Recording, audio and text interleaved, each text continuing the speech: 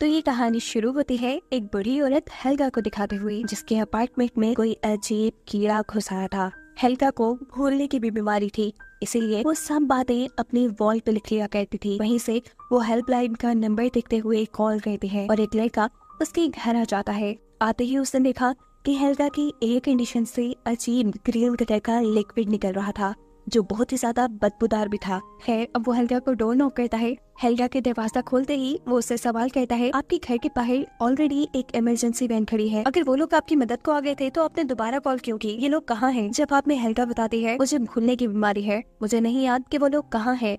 अब ये लड़का घर के अंदर कीड़ा ढूंढने के लिए चला जाता है, जहाँ सीलिंग से उसे खौफनाक आवाजें आ रही थी, जिससे वो खुद भी डर चुका था। उसने अंदाजा लगाया जो कुछ भी यहाँ है वो बहुत बड़ा और खतरनाक है। वो जैसे ही आगे रूम की तरफ बढ़ता है तो उसे वहाँ खून दिखाई दे रहा था। यह खून वेंटिलेशन से आ रहा था, जहाँ देखने पे वो बुरी तरह शॉक हो गया, क्योंकि वहाँ उन्हीं दोनों लोगों की लाशें थी जो पहले हेल्गा की मदद करने के लिए यहाँ आए थे। टाइगर वो भी यहाँ से जाने लगा और जैसे ही पीछे मुड़ा तो उसके सामने था एक जाइंट, इन्हीं बहुत ही बड़ा स्पाइडर, जो उसके कुछ सोचने से पहले ही उसके ऊपर हमला कर देता है, जिसके बाद वो उसे भी घसीटते हुए वेंटिलेशन में ले जा चुका था। ये सब बाहर खड़ी हेल्गा देख चुकी थी। वो भी डर गई, इसीलिए दूसरे रूम में आ गई। अब क्योंकि उसे भूलने की बीमारी थी, इसीलिए यहाँ आते ही उसे सब भूल गया। बेफिक्र होकर उसने टीवी ऑन करके टीवी देखना शुरू कर दिया। पर दोबारा उसे स्पाइडर की आवाजें जब डराने लगी तो तीसरी मर्तबा उसने हेल्पलाइन को कॉल मिला दी, जिसके बाद सीन यही से कट हो गया। और अब हमें 4 दिन पहले की स्टोरी दिखाई जाएगी कि आखिर ये शुरू कैसे हुआ। तो असल में आज से 4 दिन पहले स्पेस से आने वाला एक मेटियोर हेल्गा के अपार्टमेंट से टकरा गया था। हेल्गा के साथ वाले अपार्टमेंट में उसकी पोती शार्लेट अपनी मॉम और अपने स्टेप डैड के साथ रहती थी और अक्सर ही वेंटिलेशन पाइप के जरिए वो अपनी ग्रैंड माँ के घर आ जाती थी, क्योंकि यहाँ उसका काफी सामान रखा था। और आज जब वो अपने टॉयज लेने के लिए यहाँ आई, तब उसने यहाँ पे वो मेट्रॉइड देखा, जिस मेट्रॉइड के ऊपर एक अजीब सा स्पाइडर था। ये स्पाइडर शार्लेट को बहुत अच्छा लगा, इसीलिए उसने इस स्पाइडर को एक जार में बंद कर लिया और फिर अपने घर आ गई। शार्लेट के डैड एक कॉमिक राइटर थे। अक्सर ही शार्लेट उनकी कॉमिक स्टोरीज लिखने में उनकी मदद करती थी। आज भी जब वो अपनी कॉमिक के लिए स्केचेस बना रहे होते हैं तो शार्लेट उनके पास आ जाती है। वो यहाँ उनकी कॉमिक कैरेक्टर की आंखों में रेड कलर करते हुए कहती है कि अगर आप अपने कॉमिक को ईवल बनाए तो ये ज्यादा बिकेंगे। इनकी इन्हीं बातों के दौरान हमें पता चलता है कि शार्लेट के स्टेप डैड तो उससे बहुत प्यार करते हैं, लेकिन शार्लेट आज तक उन्हें अपने डैड की जगह नहीं दे पाई। शार्लेट की मॉम अक्सर ही शार्लेट की ग्रैंड माँ यानी हेल्गा के घर जाकर उनका ख्याल रखा करती थी, क्योंकि बेशक शार्लेट के डैड ने उन्हें धोखा दिया था, लेकिन शार्लेट की ग्रैंड माँ ने नहीं। वो तो आज तक उनसे बहुत प्यार करती थी। यहाँ तक कि शार्लेट के डैड ने तो अपनी मॉम यानी शार्लेट की ग्रैंड माँ को भी धोखा दिया था, जिसके चलते उनकी दिमागी हालत इतनी खराब हो गई कि वो सब कुछ भूलने लगी। खैर, अब हमें दिखाया जाता है कि शार्लेट उस स्पाइडर को गौर से देख रही थी, तभी उसके पास एक बग आ जाता है। शार्लेट अपने हाथ से उस बग को मार देती है और इस बग को देखते ही वो स्पाइडर शोर करने लगता है। शार्लेट को लगा कि शायद ये स्पाइडर भूखा है। अब वो अपने मरे हुए बग को स्पाइडर को खिला देती है, जिससे स्पाइडर एक ही बार में निकल चुका था। ये देखते हुए शार्लेट हैरान रह गई थी कि कैसे एक स्पाइडर इतने बड़े बग को एक ही बार में खा सकता है, और यही देखने के लिए वो यहाँ आने वाले एक और बग को भी मार के इस स्पाइडर को खिला देती है। और शार्लेट अब ये देखकर हैरान थी कि कैसे ये स्पाइडर किसी भी चीज को खाकर एकदम से अपना साइज बढ़ा रहा था। इतनी देर में शार्लेट के स्टेप डैड, जो अपनी कॉमिक स्टोरी लिख रहे थे, उन्हें कुछ कंफ्यूजन हो जाती है। वो शार्लेट से हेल्प लेने के लिए जब उसके रूम में आते हैं तो उनकी नजर पड़ती है उसी जार पे जिसमें स्पाइडर रखा था। शार्लेट इस टाइम शायद वॉशरूम में थी, इसीलिए वो स्पाइडर को गौर से देखते रहे। और जैसे ही शार्लेट अंदर आई तो उन्होंने शार्लेट को बताया, मैं तुम्हारी मदद लेने के लिए आया हूँ अपनी स्टोरी के लिए। शार्लेट कहती है, फिक्र न करें, मैं आपकी मदद जरूर करूंगी, लेकिन अभी मुझे सोना है। जिसके बाद उसके डैड उसके रूम से चले जाते हैं और ये लोग सो जाते हैं। रात में स्पाइडर हिलजुल करने लगा।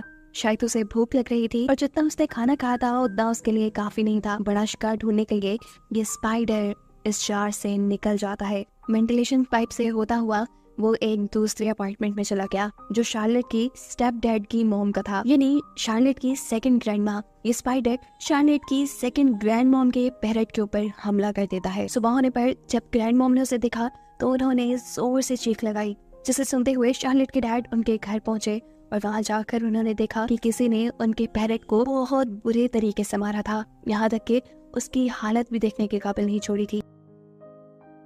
ये लोग सोच में पड़ गए कि आखिर ये किसका काम हो सकता है। तब शार्लेट की ग्रैंड मॉम से कहते हैं हो सकता है किसी चूहे का या किसी जानवर का काम हो। ये लोग यहाँ पर इमरजेंसी कॉल कर देते हैं और रेस्क्यू ऑफिसर उन्हें आकर बताता है ये काम किसी कीड़े का है, ऐसे कीड़े का जिसके स्टिंग्स हो, ये नहीं जिसका डंक हो, जिसे बार बार मार के इस पैरट को मारा गया है। खैर अब ये रेस्क्यू ऑफिसर पूरी बिल्डिंग में इंसेक्ट स्प्रे करने लग जाते हैं और जब बारी आती है शार्लेट करूम की तो वो स्प्रे करवाने से मना कर देती है और साफ साफ बता देती है इस आदमी को कि मेरे पास एक स्पाइडर है, उसे मैंने पाला हुआ है, इसलिए मैं स्प्रे नहीं कर पाऊंगी। उसके जाने के बाद शार्लेट इस स्पाइडर से खेलने लगी थी। वो उसे खाने के लिए कुछ बग्स देती है और साथ ही वो नोटिस करती है कि उसके पास जो माउथ फ्रेशनर्स थी, इन माउथ फ्रेशनर की स्मेल से ये स्पाइडर डर रहा था। अब रात में सबके सो जाने के बाद दोबारा हम देखते हैं कि वो स्पाइडर अपने जार से निकलकर वेंटिलेशन पाइप से होते हुए किसी दूसरी लेडी के रूम में चला गया।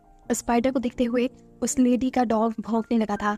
वो अपने डॉग को वहाँ से साइड पे करती है और अपनी फैमिली की फोटो उठा लेती है। अभी फोटो देख ही रही थी कि उसके ऊपर स्पाइडर आके गिरता है, जिसे देखते ही वो डर गई। ये स्पाइडर अचानक उसके मुंह पे हमला कर चुका था। उसके मुंह से अब खून आ रहा था, जिसे मिरर में देखते हुए वो और भी ज्यादा डर गई। एकदम से स्पाइडर अब उसके मुंह में चला गया। मुंह में जाने के बाद उसने इस लड़की के सारे इंटरनल ऑर्गन्स काट खाए और ऐसे वो मर गई। सुबह होने पर हम देखते हैं कि शार्लेट अपने मॉम से अपने नेबर्स के घर जाने की परमिशन ले रही थी, क्योंकि इनके घर के पास एक ऐसा आदमी रहता था जो एनिमल्स पे रिसर्च करता था। शार्लेट उसे अपना स्पाइडर दिखाती है और कहती है कि मुझे इसके बारे में कुछ इन्फॉर्मेशन चाहिए। स्पाइडर को देखते हुए यह आदमी शार्लेट से कहता है, शार्लेट मुझे लगता है ये कोई स्पाइडर नहीं है, ये कोई और ही चीज है, क्योंकि स्पाइडर को इतना बड़ा होने में बहुत सारा टाइम लग जाता है और ये तो घंटों में अपना साइज बढ़ा रहा है। वो शार्लेट से कहता है कि मैं इस इंसेक्ट के ऊपर रिसर्च करना चाहता हूँ, क्या तुम मुझे ये दोगी? शार्लेट उसे अपना स्पाइडर दे गई और उस पर रिसर्च करने के बाद उसे पता चला कि ये एक इंतहाई खतरनाक किस्म का स्पाइडर था जो किसी इंसान तक को मार सकता था। शार्लेट अपने घर आ चुकी थी जहाँ पर उसके मॉम और डैड बातें कर रहे थे। अचानक उन्हें वेंटिलेशन में से किसी की आवाज आई। वो देखते हैं कि वहाँ पर उसी लेडी का डॉग है जो उनके घर के साथ रहती है। शार्लेट के डैड इस डॉग को उठाकर उस लेडी को घर पे वापस देने के लिए जाते हैं, लेकिन बहुत बार नॉक करने पे भी जब वो लेडी दरवाजा नहीं खोलती तो शार्लेट के डैड को इमरजेंसी की से वो डोर खोलना पड़ता है। वो डॉग को अंदर भेज देता है, लेकिन अंदर जाते ही डॉग जोर जोर से भौंकने लगा। वहाँ खून के निशान भी थे, जो देखकर शार्लेट के डैड भी डर गए। वो अंदर जाकर देखते हैं तो वहाँ उन्हें उस लेडी की लाश मिलती है, जिस देखते ही वो पुलिस को कॉल कर देते हैं। पुलिस बताती है कि इस औरत की मौत के पीछे किसी भी इंसान का हाथ नहीं है। और ये सुनकर सभी बिल्डिंग के लोग डर गए, क्योंकि पहले बिल्डिंग में जानवर मर रहे थे और अब इंसान भी मरने लगे थे। इन सारी मौत के पीछे कौन था कोई भी नहीं जानता था। अब शार्लेट का नेबर शार्लेट के डैड को अपने घर बुलाता है और उन्हें बताता है कि शार्लेट के पास जो स्पाइडर है वो बहुत ही ज्यादा जहरीला है। प्लीज तुम शार्लेट को समझाओ कि स्पाइडर को कहीं दूर छोड़ाए या फिर मार दे। ये सुनकर शार्लेट के डैड भी हैरान हो गए। वो इस आदमी से पूछते हैं कि क्या ये स्पाइडर किसी इंसान को मार सकता है, और जवाब में जब यह आदमी हाँ बोलता है तो अब शार्लेट के डैड भी डर गए। वो घर जाकर शार्लेट को डांटते हैं और कहते हैं क्या तुम नहीं जानती वो कितना खतरनाक है, वो इंसानों को भी मार सकता है, तुम इसे घर पे नहीं रख सकती।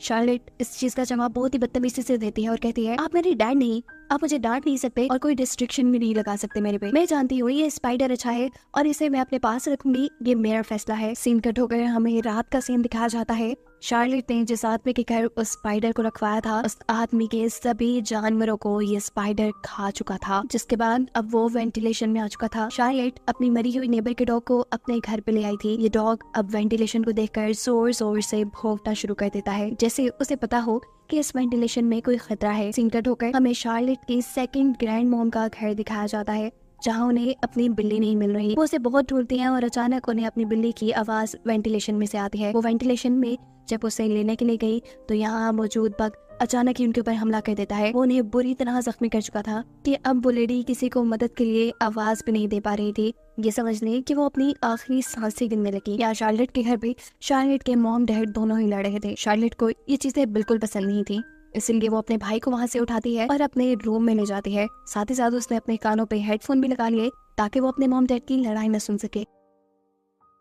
यहाँ इनकी लड़ाई के दौरान ही वेंटिलेशन पाइप से वो बड़ा हुआ स्पाइडर अब इनके रूम में आ चुका था, जो शार्लेट के मॉम और डैड दोनों के ऊपर ही हमला कर लेता है। यहाँ शार्लेट जो अपने कमरे में थी, उसे जब काफी देर तक अपने मॉम डैड की कोई आवाज नहीं आई तो वो चेक करने के लिए बाहर गई। बाहर उसे अपने मॉम डैड नहीं मिले, बल्कि उनकी जगह मिला बहुत सारा खून, जिसे देखते हुए वो समझ गई कि ये सारा काम उसके स्पाइडर का है। उसे समझ आ गई कि अगर उसे अपने मॉम डैड को बचाना है तो उसे उस स्पाइडर को मारना पड़ेगा। ये बात वो पहले से ही जानती थी कि माउथ फ्रेशनर टैबलेट से वो स्पाइडर डरता था और इन्हीं का यूज करते हुए वो अब उस स्पाइडर को मारने का प्लान करती है। और इससे पहले कि अभी वो ऐसा कुछ कर पाती, स्पाइडर उसकी आंखों के सामने उसके भाई को, उस छोटे से बच्चे को भी उठा कर ले जाता है। अब अपनी पूरी फैमिली को बचाने के लिए शार्लेट बहुत सी माउथ फ्रेशनर टैबलेट्स को पानी में मिक्स करते हुए उन्हें अपनी वाटर गन में फिल कर लेती है, जिसके बाद वो वेंटिलेशन में चली जाती है, क्योंकि उसे पता था कि सभी को इस स्पाइडर ने वेंटिलेशन में जाके मारा है। यहाँ वेंटिलेशन के अंदर जैसे ही शार्लेट के डैड की आंखें खुली तो उसने अपने आप को अजीब से वेब में बंधा पाया। उसके सामने उसकी मॉम भी थी, उसका बेटा और वाइफ भी, ये सब के सब वेब में बंधे थे, जो वेब इनके डेड स्पाइडर ने बनाया था। शार्लेट के डैड अपनी मॉम को बचाने की कोशिश करते हैं, लेकिन तभी उनका वेब टूट जाता है और वो लेडी नीचे गिर जाती हैं। यहाँ वेंटिलेशन से होते हुए शार्लेट हेल्गा के घर आ गई, जहाँ उसे अपनी सेकंड ग्रैंड मॉम की गिरी हुई लाश मिली, लेकिन अभी तक उसे अपने मॉम डैड नहीं मिले। वो यहाँ हेल्गा से इन सारी चीजों के बारे में पूछती है, लेकिन हेल्गा को कुछ याद नहीं था। वो हेल्गा के कपड़े सूंघती है तो उसमें से माउथ फ्रेशनर की खुशबू आ रही थी। वो समझ गई कि शायद इसी वजह से स्पाइडर ने अभी तक उन्हें नहीं मारा। या शार्लेट हेल्गा से कहती है, आप यही रहिएगा और प्लीज मदद के लिए हेल्पलाइन पे कॉल करें। अभी वो यही कहती है कि अचानक उसे अपने स्टेप डैड की आवाज आई। वो भी एलिवेटर की तरफ से जल्दी से वो एलिवेटर की तरफ गई तो उसने वहाँ पर अपने डैड को वेब्स में बंधा पाया। शार्लेट के हाथ में माउथ फ्रेशनर वाला पानी था, जिसे वो जल्दी से अपने डैड के ऊपर डाल देती है और उसके सभी वेब्स टूट जाते हैं। शार्लेट बताती है कि ये माउथ फ्रेशनर का पानी है, इससे उस स्पाइडर को मारा जा सकता है और उसके वेब को तोड़ा जा सकता है। ये दोनों अब यहाँ से बाकी लोगों को बचाने का फैसला करते हैं, जबकि दूसरी तरफ हमें दिखाया जाता है कि वो रेस्क्यू ऑफिसर जो इस बिल्डिंग में पहले भी पैरेट के मरने पे आया था, वही दोबारा हेल्गा के कॉल करने पे आया। ये वही सीन है जो हमने मूवी के स्टार्ट में देखा। आते ही उसे एयर कंडीशन के अंदर ग्रीन कलर का बदबूदार लिक्विड दिखा और उसके बाद वो हेल्गा के घर में आ गया। हेल्गा के घर के अंदर आने पर वो स्पाइडर इस रेस्क्यू ऑफिसर के ऊपर हमला कर देता है, जिसकी चीखें सुनते हुए यहाँ पर शार्लेट और उसके डैड आ जाते हैं। ये दोनों भी स्पाइडर के ही हमले से बहुत ज्यादा जख्मी थे।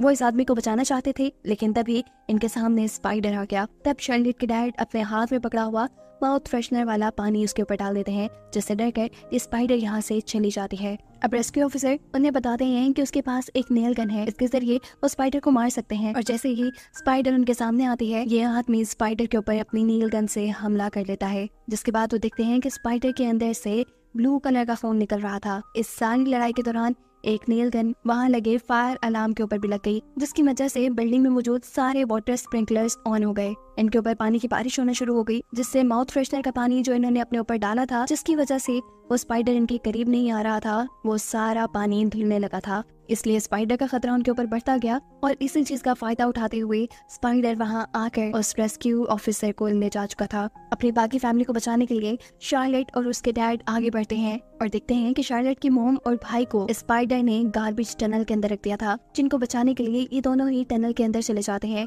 रिमोट के जरिए शार्लेट के डैड इस टनल को ऑन करने की कोशिश करते हैं ताकि गार्बेज की तरह वो भी इस बिल्डिंग से बाहर गिर जाए, लेकिन बदकिस्मती से ये काम नहीं कर रही थी। वो बाहर निकलकर इसकी वायर को जोड़ने की कोशिश करते हैं, जो जोड़ते हुए उन्हें बुरी तरह करंट लग चुका था और वो यहाँ गिर गए। ऐसा लग रहा था कि वो मर गए। इससे पहले कि शार्लेट अपने डैड के लिए कुछ करती, वो देखते हैं कि स्पाइडर उनके बहुत करीब आ गया। बिना वक्त जाए कि वो इस टनल का बटन दबा चुकी थी। किस्मत से ये अब काम कर रहा था। टनल का दरवाजा ठीक उसी वक्त बंद होता है जब स्पाइडर वहाँ आया और उस दरवाजे के नीचे आकर वो मर गया। इन लोगों की जान फाइनली अब स्पाइडर से बच गई थी। ये लोग टनल से निकलकर अब शार्लेट के डैड के पास आते हैं और देखते हैं कि शार्लेट के डैड सिर्फ बेहोश थे। इनके होश दिलाने पे वो होश में भी आ गए और ये देखकर सभी बहुत खुश हुए। शार्लेट यहाँ पहली मर्तबा उसे अपना डैड कह के पुकारती है, जो सुनकर शार्लेट के डैड हैरान थे। ये सब इमोशनल हो जाते हैं और एक दूसरे से गले लग जाते हैं। इन्हें लग रहा था कि अब सारी प्रॉब्लम्स खत्म हो गई, अब इनके आगे की लाइफ ठीक गुजरेगी, लेकिन ये लोग गलत थे। मूवी के आखिरी सीन में हमें वेंटिलेशन के अंदर बहुत से स्पाइडर के एग्स दिखाए जाते हैं, जिसका मतलब है कि खतरा पूरी तरह अभी टला नहीं। आगे क्या होने वाला था ये कोई नहीं जानता था। इसी खतरनाक और मिस्टीरियस एंडिंग के साथ ये कहानी यही खत्म